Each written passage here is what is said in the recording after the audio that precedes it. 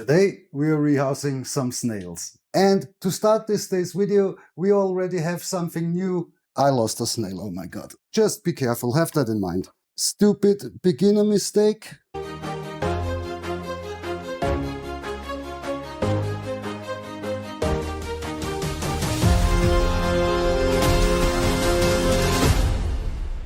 Hello creature lovers and welcome to the universe.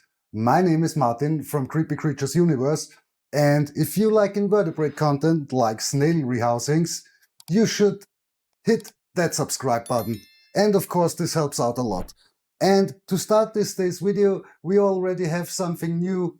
Say hi, Andrea. Hi. Because we have two mics all the time and we only used once. So it's now no longer the voice from the background, it's now the voice behind the camera that you can clearly hear. And we start with the Pleurodonte isabella rehouse. This is a 25-liter bin, the SmartStore bins. Of course, linked in the description. I love these bins. And we are using a mixture as ground, as substrate. This is leaf hammers, leaf cuttings like we use in every bin, and calcium, a little bit of compost, and white rotten wood. Oop, not very well mixed, but no problem.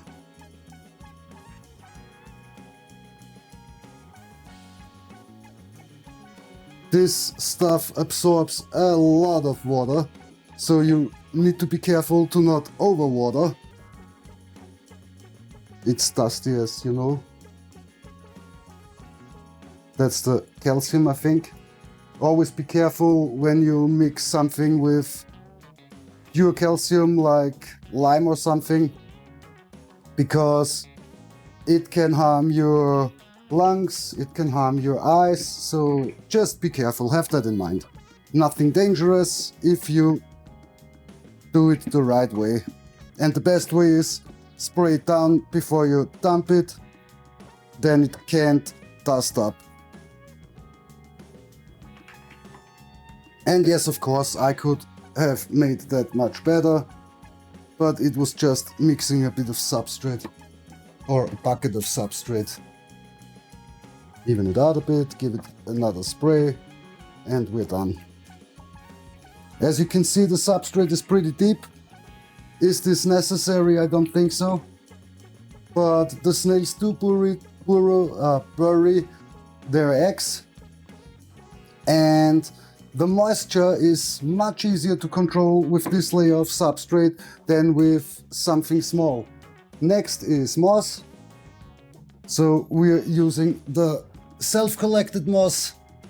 I think it's the last time we use the self-collected moss, because as you can see next to it there is a brick of sphagnum. Yes, we need to switch to sphagnum. I'm not a big fan of it, but fact is we can't collect the amount of moss we need. So I hope it is, as promised, responsible harvested moss. I would say that's very important, but as always, when it comes to this stuff, you don't know. You cannot know. It's the same when you eat fish from the ocean. Everything is labeled with fairly catched and everything good, everything fine, and in reality 75% are black market or black catched fish. We're eating and everybody knows it and nobody cares, so the thing is, you can't be sure what you're getting. You just can do it in a way you would say is responsible and you can carry on your back. I hope you know what I mean. Next is leaf litter. That's the same leaf litter that also is in the substrate. Can be a deep layer, also for a little burring. Give it a spray as well. That's the cool thing with this size of box. Too wet isn't really possible. And then we are using some hides. Important is, this is a piece of bark with a lot of wood on the backside, so I won't put it directly on the moss because it will mold. I mean, it will mold anyways, but it's guaranteed it molds really bad here. We have a bigger piece that I want to place here and one for the other side. And we still have a piece of cork bark inside that I will place here on the moss. Next, once again, calcium. Good layer or a good amount. And of course, we thought they still have food, but they've eaten already everything up. So no way. Then we're doing ourselves a pretty easy thing. We're just picking up this piece of cork bark and very gentle put it in there without squishing or harming anyone. We are taking the water bottle out, water bowl, not bottle. And of course, we have to clean it out. There are 3 small snails inside.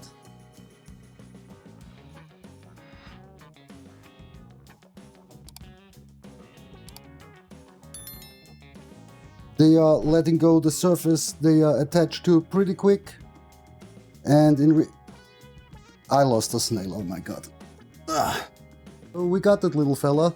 The cool thing is I have a tendency when something falls out of my hands, I use my feet to stop the impact, and this always works. As you can see, the shell is complete. Nothing happened to the snail. Stupid beginner mistake. Very stupid beginner mistake. Don't putting the box over the new box. So, and now we will try to collect as much as possible out, because it's easy when they sit on the ground.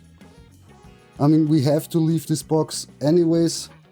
And when I look at the substrate, I don't want to dump the substrate into the new box. So we are selecting out as many as possible. And I think there is a lot possible. Here you can see what we already got. I'm not counting.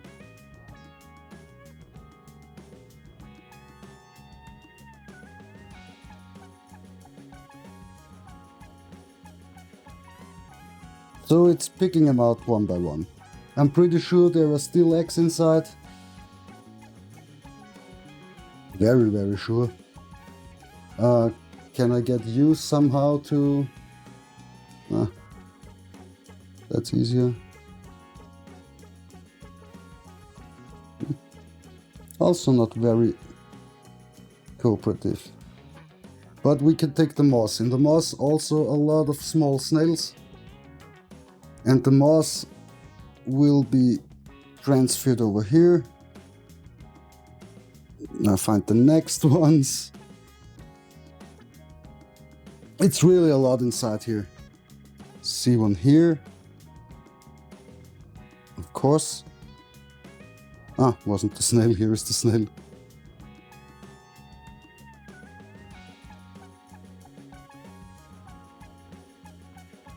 We'll have one more down there.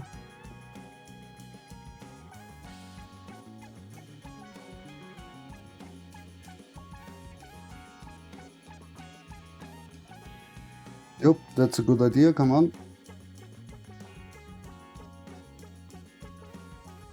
So here it's not very interesting anymore for you, I think. They will get fresh food in as well. And maybe that could be interesting.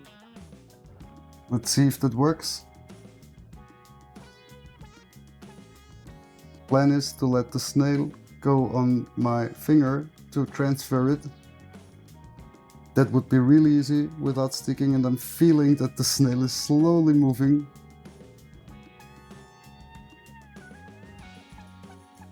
Or maybe this is tasting. Hey! She's munching on you. Yep, she is.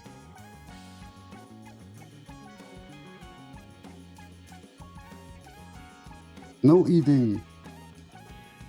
Look at that. Mm-hmm. You're tasting good. Not cool. Hey, hey, the food is here. Come on. My God. So it would be really, really cool if you would go outside. I don't want to put the box in the other box, because if I do that, they will go back into this box.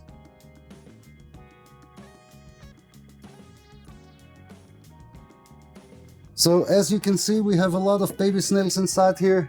We have already calcium. We do a little bit of protein as well.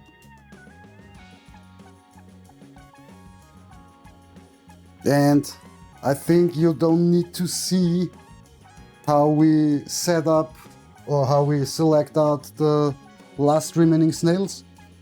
But what's pretty interesting for you, I think, is humidity and temperature. We keep them at around 22 to 25 degrees. They like it on the upper side, not too hot. But 25, 26 degrees are a good day temperature. And always a bit moist, not wet.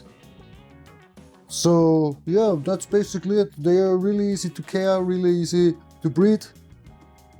They will be available at the next expos, hopefully if we get a table, once again, yes, at Shiba Exotica on the 13th of June. I think it's the 13th. We already registered, but there is a complicated system with first on a waiting list, then you get a table. So let's see how that works. We will tell you if we know for sure. And with that being said, and the snail is once again going down, but hey, the other one is going to the calcium, so we can pick up this in a short amount of time. And with this being said, the only things left to say is hit that subscribe button to join the universe and never miss out any stuff. And that's not all, we got something downstairs as well. There will be Substrate videos in the next time and a lot of rehousings. So stay tuned, enjoy, watch it, would be cool, hit that subscribe button, can't tell often enough, and I do that until we get the 1000 subscribers. Nothing more to say besides wish you all the best, have great 3 days, and see you in the universe. Bye bye. Bye bye.